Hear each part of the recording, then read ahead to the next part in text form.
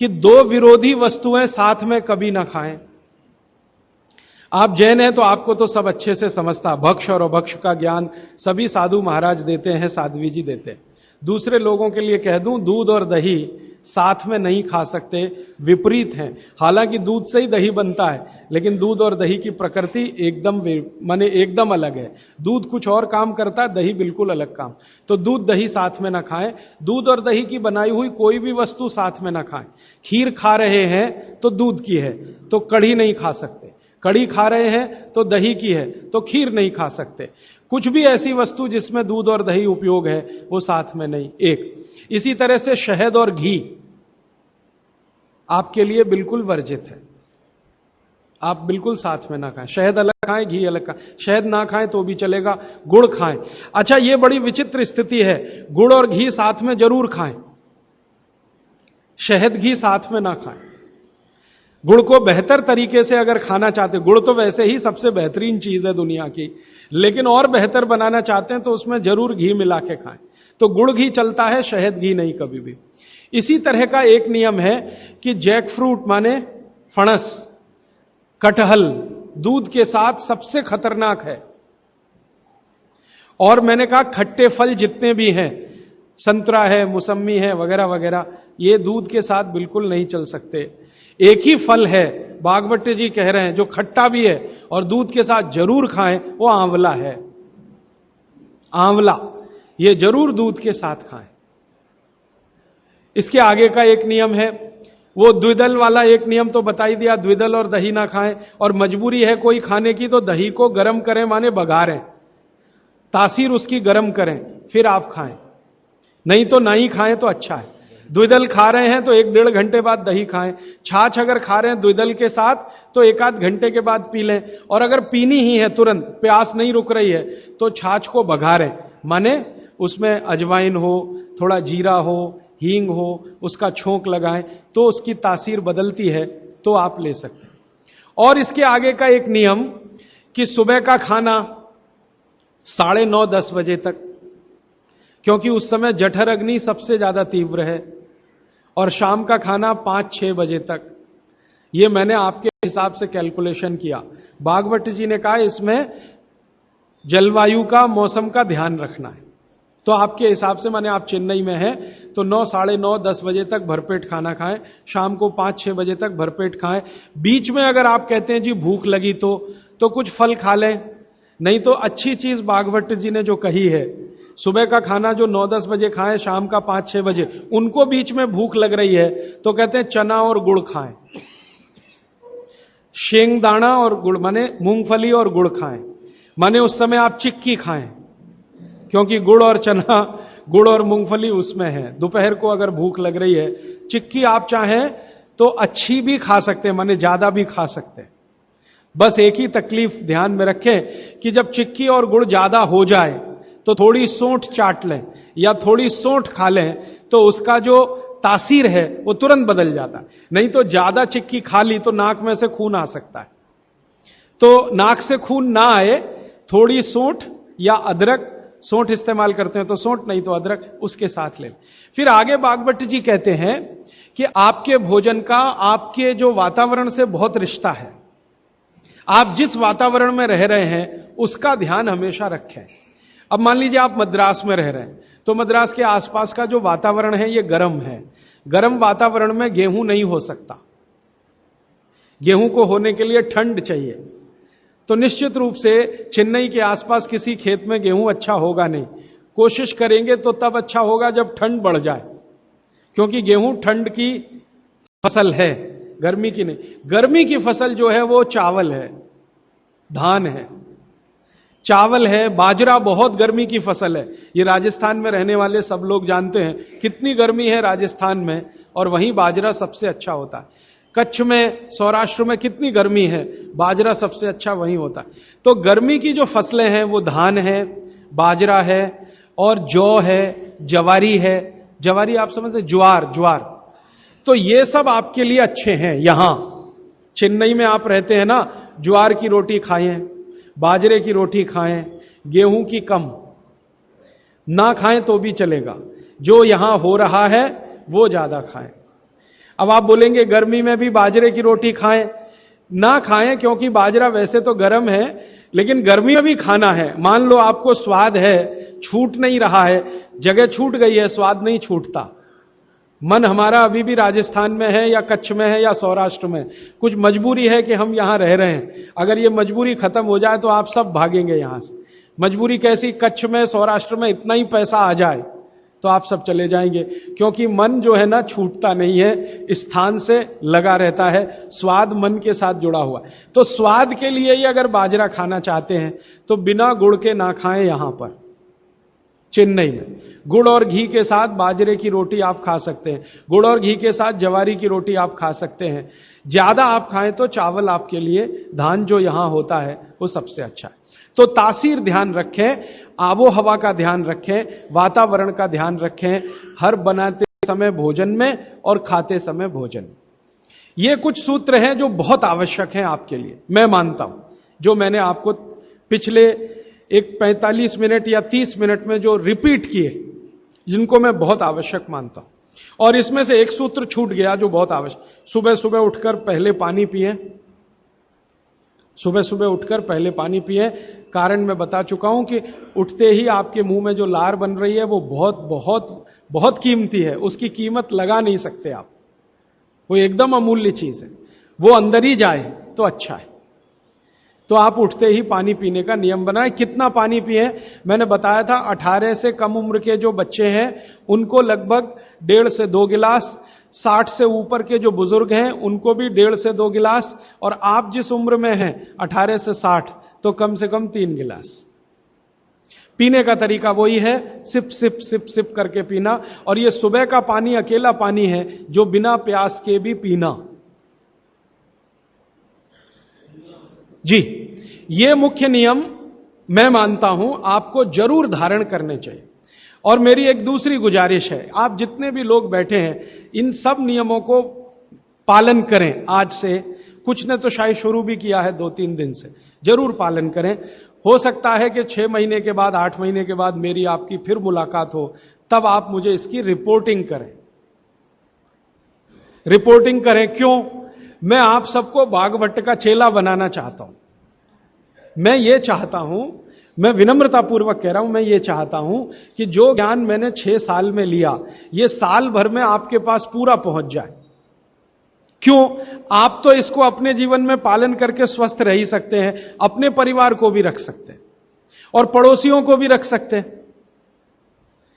और भागवत ने कहा है कि जो अपने दुखों को दूर कर ले और दूसरों के दुखों को दूर करने का काम करे, वो ही मोक्ष का भागी है, माने भागीदार हो सकता है। तो मैं चाहता हूं आप सब मेरे साथ मोक्ष में चलें, वहां भी हम यही करेंगे तो आप अच्छे हो जाएंगे, देश भी अच्छा हो जाएगा। ये कहकर मैं अब प्रश्नों की तरफ चल रहा हूं। प्रश्न मेरे पास भरपूर आ चुके हैं। मैं कोशिश ये करूंगा कि जो प्रश्न एक बार उत्तर आ गया उसको दोबारा नहीं दूंगा। हो सकता है किसी व्यक्ति ने वो प्रश्न रिपीट किया। ज्यादातर प्रश्न जो हैं वो रोगों से संबंधित हैं, इस रोग में क्या करें, उस रोग में क्या करें। तो सबसे पहला प्रश्न जो मैं सबसे आसान मानता हूं, आंखों के नीचे काले धब्बे आ गए हैं तो क्या करें। मैं इसका उत्तर पहले दे चुका हूं, फिर दे रहा हूं। आपको सबसे अच्छा आसान उपाय मैं बता रहा हूं, वो ये, जिनको भी डार्क सर्किल है सवेरे उठें, सबसे पहला जो आपका थूक है, मुंह का लार है, इसको आंखों के नीचे लगा के मालिश करें, हल्की हल्की मालिश करें, आपके सारे डार्क सर्कल खत्म हो जाए। और ये जो सुबह का मुंह का लार है, इससे आप अपने त्वचा रोग भी ठीक कर सकते हैं। खाज है, खुजली है, दाद है, सोराइसिस है, इचियोसिस है, एक्जिमा है, हर जगह इसको अप्लाई करें और हल्की हल्की मालिश करें। कोई कहेगा कि बहुत ज्यादा शरीर में है तो इतना तो थूक बनता ही नहीं है और पूरे शरीर पे लगाना पड़े तो ऐसी स्थिति में आप मुझे व्यक्तिगत रूप से शाम को 4 बजे मिलें, मैं आपको एक ऐसी दवा बता दूंगा या लिखा दूंगा जो थूक भी बढ़ा देगी और आपकी शरीर की खाज, खुजली, दाग, धब्बे सब मिटा देगी। वो व्यक्तिगत है। नींद बराबर नहीं आती, नींद बराबर नहीं आती है तो इसका माने एक ही आप जान लीजिए कि आपके शरीर में अगर वात बढ़ा हुआ है, वायु बढ़ी हुई है, तो अच्छी नींद कभी नहीं आएगी। तो इसके लिए बहुत सरल उपाय मैंने बताया था। रात को गाय का घी हल्का गर्म करके दोनों नाक में डाल के सोएं।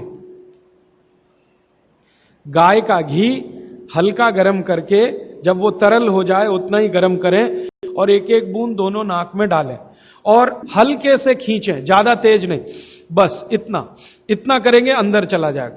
बहुत खींचने की जरूरत नहीं, क्योंकि आगे चला जाएगा, जहां नहीं जाना चाहिए वहां भी चला जा सकता है। तो हल्का खींचकर छोड़ दें और सो जाएं, भूल जाएं। फिर नींद बहुत अच्छी आएगी, खर्राटे बिल्कुल बंद हो जाएंगे, स्नोरिंग बिल्कुल खत्म हो जाएगी। नींद के समय जो खराब सपने आ रहे हैं वो सपने कभी आएंगे नहीं, अच्छे ही सपने आएंगे जब भी आएंगे। रात में नींद कभी खुलेगी नहीं, 6 घंटे के पहले आप उठेंगे नहीं कम से कम। रात की नींद खुलने का एक वो तकलीफ आ गया ना, पेशाब आती है नींद खुल जाती है। घी डाल के सोएंगे तो रात को नींद कभी नहीं खुलेगी, 6, साढ़े 6, 7 घंटे के बाद ही खुले। और बच्चों को तो जरूर करें, इससे और एक फायदा होगा, स्मरण शक्ति बढ़ेगी। ठीक है, तो अब एक ही कागज पर ये 3 प्रश्न थे, तीनों उत्तर दे दिए। अब आगे जिस कागज में ये प्रश्न आएंगे उत्तर नहीं दूंगा। अभी है हाई ब्लड प्रेशर, रक्त का ऊंचा दबाव, अस्थमा, पेट की कब्जी, और इसमें भी फिर आ गया है त्वचा का कालापन, वो मैं उत्तर दे चुका हूं। अब मैं आ जाता हूं ब्लड प्रेशर हाई है। वैसे तो ब्लड प्रेशर हाई और लो होना ये काल्पनिक चीज है, कभी बाद में चर्चा करूंगा, लेकिन अगर आपके मन में बैठ गई है तो इतना ही जान लीजिए कि आपको जब लग रहा है और डॉक्टर कोई कह रहा है कि आपका बीपी हाई है, तो समझ लीजिए इसको बागवती जी दूसरे सूत्र में कहते हैं कि रक्त की अम्लता बढ़ी हुई है, एसिडिटी बढ़ी हुई है। अब रक्त में अम्लता है तो अम्लता को खत्म करने के लिए क्षारीय चीज खाएं, क्षार चीज खाएं, क्षार। अब क्षार वाली चीजें क्या है? सबसे अच्छी क्षार की चीज है मेथी, सब्जी के रूप में भी और दाने के रूप में मेथी। दूसरी क्षार वाली चीज है, आप में से जैन है तो वो नहीं खाएंगे, लेकिन जो जैन नहीं है उनको बता देता हूं, गाजर। तीसरी क्षार वाली चीज है कोई भी ऐसा फल जिसमें रस नहीं है, कोई भी ऐसा फल जिसमें रस नहीं है। सेब ये क्षारीय है, केला ये क्षारीय है, अमरूद ये क्षारीय है। कोई भी ऐसे फल याद रहेगा आपको जिसमें रस नहीं है, ये सब क्षारीय है। सब्जियों में पालक क्षारीय है, बैंगन क्षारीय है। आलू के बारे में कहते हैं ना अम्लीय ना क्षारीय, वो बीच का है। तो जो सब्जियां आपको क्षारीय हैं और जो मसाले माने औषधियां क्षारीय, इनका उपयोग करें तो अम्लता अपने आप कम होगी, तो ब्लड प्रेशर कम होगा, तो ट्राइग्लिसराइड कम होगा, मोटापा भी कम होगा, सब कुछ कम होगा आपका। तो हमेशा याद रखें। तो मेथी दाने का उपयोग मैंने बता दिया है, पानी में डाल के रात को छोड़ दें, सुबह उठकर दाना चबा के खाएं, पीछे से पानी पिए। गाजर का उपयोग बता दिया, कद्दूकस में घिसें, गाजर ले लें और वो कद्दूकस की गाजर को खा लें।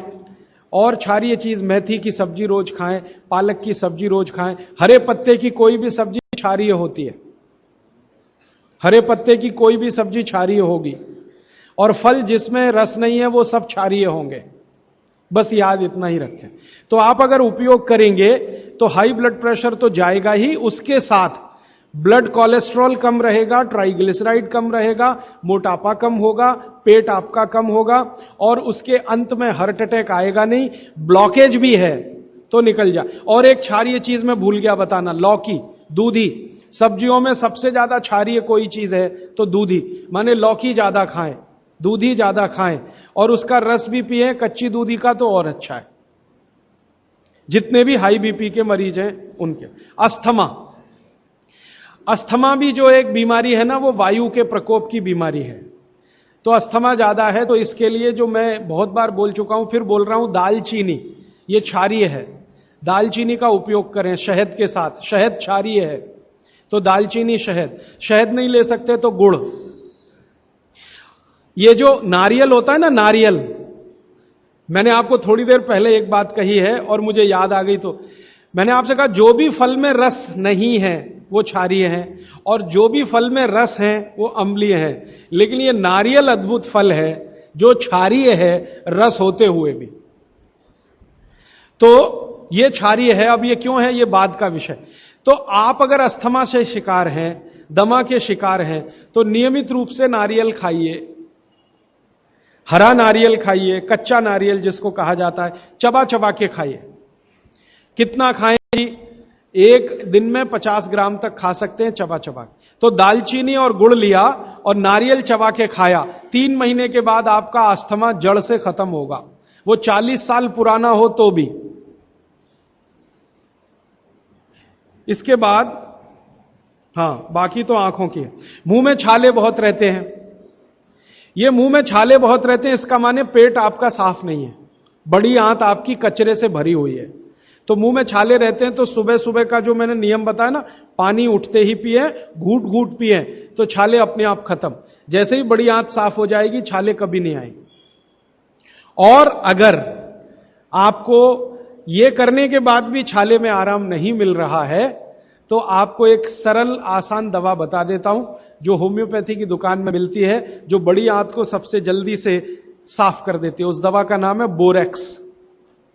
सुहागा, सुहागा आप सब जानते हैं ना, सुहागा आंत को साफ करने वाली सबसे तीव्र दवा है, तीव्र।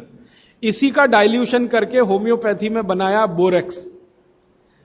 तो ले लें, किसी भी होम्योपैथी की दुकान से खरीद लें, 30 पोटेंसी में या 200 पोटेंसी में। इसके 3 ही खुराक लेंगे तो जीवन भर के लिए छाले की बीमारी आपकी आएगी नहीं, क्योंकि यह तुरंत बड़ी आंत को साफ करता है। पानी करेगा, धीरे धीरे करेगा।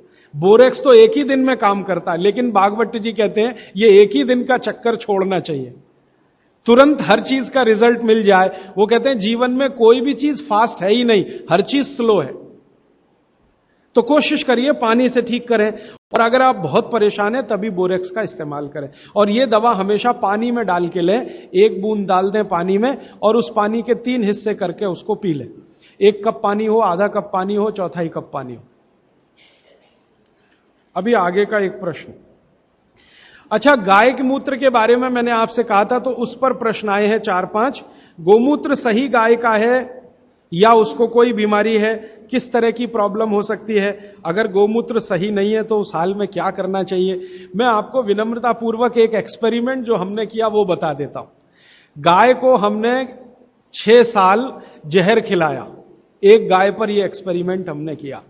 6 साल जहर खिलाया, सबसे खराब जहर खिलाया, उसका नाम है संखिया, अंग्रेजी में कहते हैं आर्सेनिक।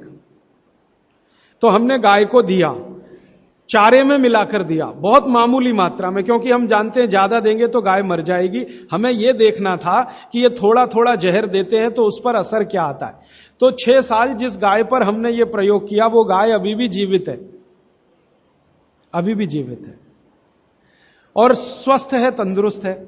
हमने हर बार उसको संख्या दिया और हर दिन उसके मूत्र में टेस्ट किया, आया कि नहीं आया, क्योंकि ऐसे कहते हैं ना, खाओ तो सब कुछ आने ही वाला है मूत्र में और ब्लड में।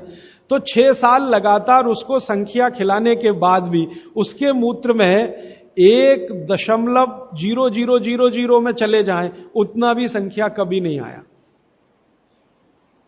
अद्भुत है ये।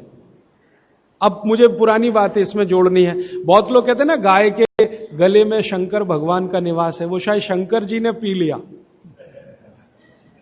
शंकर जी तो मशहूर है ना खराब से खराब जहर पीने के लिए, तो शायद गले में शंकर जी हैं गाय के, तो वहीं रुका। और सच में हमने ये देखा, इसमें मैं एक्सेजरेशन नहीं कर रहा हूं, आप चाहें तो वो गाय कभी भी आके देख सकते हैं। हमने उसके गले के आसपास महसूस किया 6 साल में एक ब्लू कलर का रिंग बन गया है, ब्लू कलर का, और वहां से ब्लड निकाला, उसको टेस्ट किया तो उसमें पूरा संख्या है, माने आर्सेनिक है। गले के नीचे वो गया ही नहीं, गले में ही रुक गया। शंकर भगवान ने शायद रोक लिया। तो आप बेखटके गाय का मूत्र पी लीजिए। आपके दिल में ऐसा लग रहा है वो कचरा खा रही है, आप चिंता मत करिए, ये कचरा जाएगा नहीं उसके मूत्र तक। भगवान ने उसके शरीर में ऐसी व्यवस्था करके रखी हुई है लेकिन अच्छा ये होगा आपके दिल और मन की तसल्ली के लिए कि गाय अच्छा चारा खाती हो, साफ सुथरे वातावरण में रहती हो और नियमित घूमने के लिए जाती हो, उसका मूत्र जरूर पिएं, वो सबसे ज्यादा लाभकारी तो है। लेकिन कुछ मजबूरी आ गई, मजबूरी से मतलब मैं समझाना चाहता हूं। आप एक ऐसी जगह रहते हैं जहां गाय कचरा ही खाती है और आपको ऐसी कोई गाय मिल ही नहीं रही है जो शुद्ध चारा खाती हो और बराबर घूमने जाती हो, और आप किसी बीमारी से तड़प रहे हैं, परेशान हैं, और वो बीमारी में आपको गोमूत्र चाहिए ही, तो बिना संकोच के ले लें। उसका हानि तो नहीं करेगा, कुछ फायदा ही कर जाए। गोमूत्र के बारे में अब तक की जो रिसर्चेज हैं वो ये हैं कि इसके साइड इफेक्ट है नहीं। शरीर पता है क्या करता है, आपने मूत्र ज्यादा भी पी लिया तो ये शरीर 20 मिनट के बाद उसको पेशाब के साथ अपने आप ही निकाल देता है, रहने ही नहीं देता उसको। तो थोड़ा ज्यादा पी लिया या खराब पी लिया, वो निकल ही जाएगा, जो काम का है उतना ही रह जाएगा। अब गाय का ऐसा बना भगवान ने बनाया है, इसलिए भागवत जी कहते हैं कि ये विशेष तरह का एक जानवर या प्राणी है जो भगवान ने बहुत सोच समझ के बनाया। तो गाय के बारे में इतना। अच्छा, अर्थराइटिस के लिए किसी ने पूछा है, अर्थराइटिस के अब जितने भी प्रश्न आएंगे उनका एक ही साथ ये उत्तर है कि अर्थराइटिस की समस्या अगर बहुत गंभीर है और डॉक्टर आपको कोई ये कह रहा है कि जी ऑपरेशन करा लो, तो हाथ जोड़कर कहता हूं ऑपरेशन तो कभी मत कराना, क्योंकि आप जिस स्थिति में हैं उससे भी ज्यादा खराब हो जाएगी। इस हिंदुस्तान के भूतपूर्व प्रधानमंत्री श्री अटल बिहारी वाजपेयी ने दुनिया के सबसे बड़े डॉक्टर से ऑपरेशन कराया था, नहीं कराया? स्पेशल चार्टर्ड प्लेन भेजकर अमेरिका से उस डॉक्टर को बुलाया, डॉक्टर राणावत, और उसने दुनिया के सबसे अच्छे घुटने कप्स लाकर अटल जी को फिट किए हैं। अटल जी को देख लीजिए आप, पहले तो थोड़ा चल लेते थे, अब तो चलना ही बंद हो गया, सिर्फ व्हील चेयर पे ही रहते हैं, और वो खुद कहते हैं कि मैं पहले से ज्यादा तकलीफ में हूं। तो आप मत करिए। फिर आप बोलेंगे जी क्या करें, डॉक्टर बोलता है ऑपरेशन मत कराइए। आप क्या करें, अर्थराइटिस के लिए जो सबसे अच्छे कॉम्बिनेशन भागवत जी के हैं उनका उपयोग करिए। उसके लिए सबसे अच्छा वो बोलते हैं चूना खाइए। चूना क्षारीय है, अम्लता को कम करता है, ज्यादा अम्लता बढ़े तो अर्थराइटिस होता है, तो चूना खाइए। खाने का तरीका मैंने बता दिया, दही में, छाछ में, पानी में, जूस में, और एक दिन में अर्थराइटिस के पेशेंट 2 ग्राम खा सकते हैं, स्वस्थ आदमी तो 1 ही ग्राम खाए। चूना खाइए। मेथी दाना लीजिए, क्षारीय है, और सबसे क्षारीय चीज जो है वो है हार सिंगार का पेड़। हार सिंगार देखा है? परिजात हार सिंगार, छोटा सफेद रंग का एक फूल आता है और केसरिया डंडी होती है। सफेद फूल और केसरिया डंडी, बहुत तेज खुशबू है, रात को ही खिलता है। रात रानी भी कुछ लोग कहते हैं, हार सिंगार कहते हैं। ये पेड़ के जो पत्ते हैं वो ब्रह्मांड में सबसे ज्यादा क्षारीय माने जाते हैं, जो भी औषधियां। तो इसके पत्ते कहीं भी मिल जाएं, 4-5 पत्ते पीसिए, पीसकर पानी में डालिए, खूब उबालिए। पानी इतना उबालिए कि थोड़ा कम हो जाए, आधा रह जाए, फिर ठंडा कर लीजिए। फिर वही पानी चाय की तरह से चुस्कियां ले लेकर सवेरे खाली पेट पीजिए। मैंने ये देखा है, गंभीर से गंभीर अर्थराइटिस पेशेंट को हफ्ते 10 दिन में ही रिलीफ कर देता है। तो ये कहीं भी मिल जाए, नहीं मिले तो हार सिंगार का पौधा गुड़वांचरी में है, तो आप थोड़े पौधे बंटवा दीजिए, सब अपने घर में लगा लें, गमले में हो जाता है, आसान है। और कुछ खाली स्पेस है तो जरूर, क्यों, ये हर घर में रहे पेड़। कारण क्या है कि आज अर्थराइटिस ही सबसे ज्यादा तकलीफ दे रहा है लोगों को। सुगंधी तो आएगी, नींद अच्छी देगा। जहां आपका बेडरूम है उसके पीछे जरूर लगा लीजिए, और उसका पत्ता आपको अर्थराइटिस से मुक्ति देगा। और दोनों तरह की अर्थराइटिस, रूमेटिड और ऑस्टियो, दोनों ही खत्म होती है इस हार सिंगार के पत्ते से। आइसक्रीम कब खा सकते हैं? कभी भी नहीं, कभी भी नहीं। और अगर आइसक्रीम खा ही रहे हैं, आप कहते हैं जी मन नहीं मानता, स्वाद है और मुंह को लग गया है, अब क्या, तो इसका एक उपाय बता देता हूं। आइसक्रीम खाइए और पीछे से गर्म पानी में घी मिला के पी लीजिए, तो जो कुछ भी तकलीफ वो करने वाली है उससे आप बच जाएंगे। ना खाएं तो सबसे अच्छा। दालचीनी सौंठ का काढ़ा ये लोग जरूर पिए जिनको अस्थमा है, जिनको अर्थराइटिस है माने वायु के रोग हैं, वो दालचीनी का काढ़ा जरूर पिए, गुड़ मिला के। मूंगफली और तिल जरूर खाएं। भगवान की दी हुई तिल दुनिया की सबसे अद्भुत वस्तु है। मैं तो आपको कहता हूं, जिंदगी भर मोटापे से बचना है, हार्ट अटैक से बचना है, आपको अर्थराइटिस से बचना है, तो रोज खाने के बाद तिल खाएं चबा चबा के। काला तिल मिले तो बहुत अच्छा, नहीं तो सफेद ही खाएं। और आप जहां रहते हैं यहां के लिए तो बहुत ही अच्छा, मद्रास जैसे एरिया के लिए। एसिडिटी कम करने के लिए क्या करें? अम्लीय चीज ना खाएं, क्षारीय चीज ज्यादा खाएं, एसिडिटी कम होगी। और पानी घूट घूट पिए, 1-1.5 घंटे के बाद पिए, सुबह उठते ही पानी पिए, एसिडिटी सबसे पहले खत्म होगी। और आखिरी दवा जो सबसे प्रभावी है, जिनको भी एसिडिटी की बहुत तकलीफ है, खाने के बाद ये जो अजवाइन है ना, अजवाइन, इसको भूने तवे पे और थोड़ा काला नमक मिला के ले लें।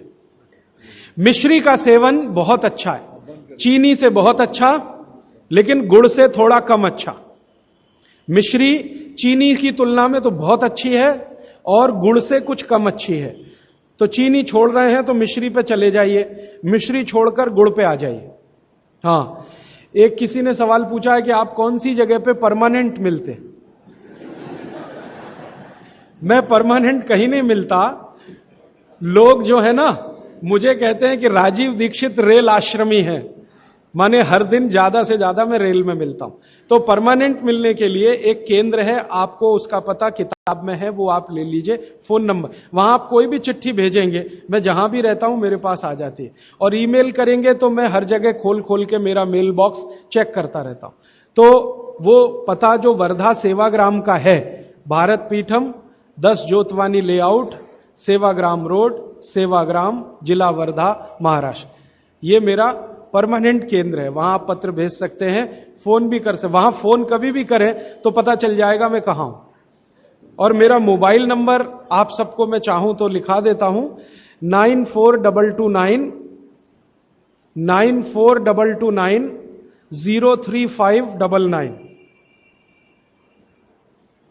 9422903599 ये मेरा मोबाइल नंबर है। और ईमेल एड्रेस है rajivdixitaba@redixitaba@rediffmail.com। और निरंजन भाई, प्रदीप भाई, ये कभी भी आप इनको संपर्क करेंगे तो ये कहीं भी खोज के बताएंगे कि मैं कहां हूं। अभी मेरे पास एक प्रश्न है, वो इस समय के विषय से तो नहीं जुड़ा, लेकिन मैं जोड़ के जरूर उत्तर दे देता हूं। आजकल हमारे घरों में पेप्सी कोक से भी ज्यादा नूडल्स खाया जा रहा है।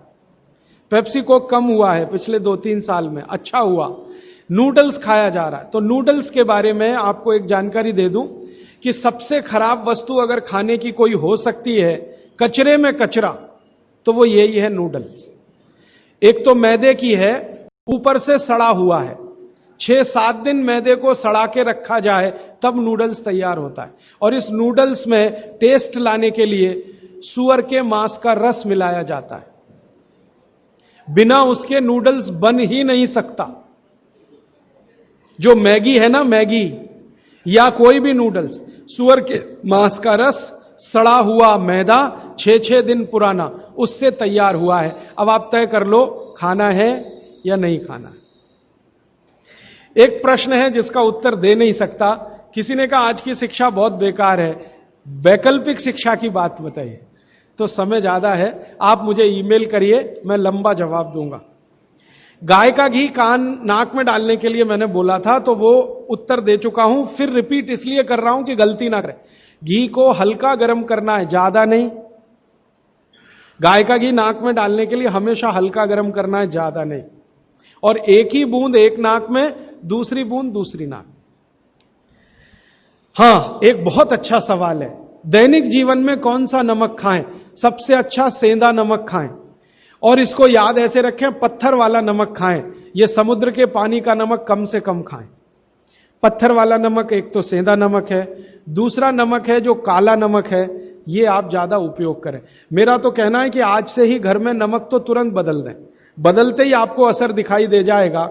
आपको जो तकलीफ है ना ब्लड प्रेशर की, अर्थराइटिस की, ये नमक बदलने से ही बहुत आराम दे देगी आप। तो सेंधा ही नमक।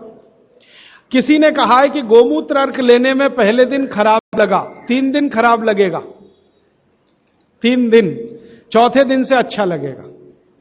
तो छोड़े नहीं उसको, एक दिन खराब लगा छोड़िए मत, दूसरे दिन भी लीजिए, तीसरे।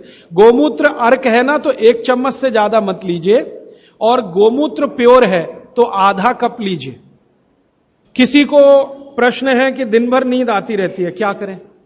वैसे तो नींद आए तो अच्छा है, लेकिन दिन भर नींद आए तो अच्छा नहीं है, तो क्या करें? इसका मतलब यह है कि आपके शरीर में एक क्षार बहुत कम है, और यह वही क्षार है जो आपको सबसे ज्यादा मिलता है चूने से। जिनको दिन भर नींद आती है वो चूना खाएं, मट्ठे में मिला के, छाछ में मिला के। नारियल का तेल बालों में जरूर लगाएं। किसी ने पूछा है, लगाएं? जरूर लगाएं। नारियल का तेल आप खा भी सकते हैं, क्योंकि आप चेन्नई में रहते हैं। अगर आप पटना में रहेंगे तो नहीं खा सकते नारियल का तेल, चेन्नई में रहते हैं तो जरूर खा सकते। मालिश करना चाहें जरूर करें। डायबिटीज के लिए क्या करें? डायबिटीज का जो सबसे अच्छा उपाय मैंने बताया था, मेथी दाना और त्रिफला चूर्ण। त्रिफला चूर्ण माने हरडे, बहेड़ा, आंवला, 1, 2, 3 अनुपात वाला त्रिफला चूर्ण 1 चम्मच, मेथी दाना 1 चम्मच, दोनों मिलाकर गर्म पानी में रात को रख दें। सवेरे उठकर इस पानी को पी लें और उसमें जो कुछ है चबा के खा लें। 3-4 महीने नियमित करेंगे, ब्लड शुगर नॉर्मल आने की पूरी संभावना है। और नहीं आए 3-4 महीने में ब्लड शुगर नॉर्मल, तो एक मुझे ईमेल जरूर करें या फोन करें। शुगर खाना नहीं खाना, चीनी बिल्कुल बंद कर दीजिए, क्योंकि यही अकेली चीज है जो पचती नहीं आसानी।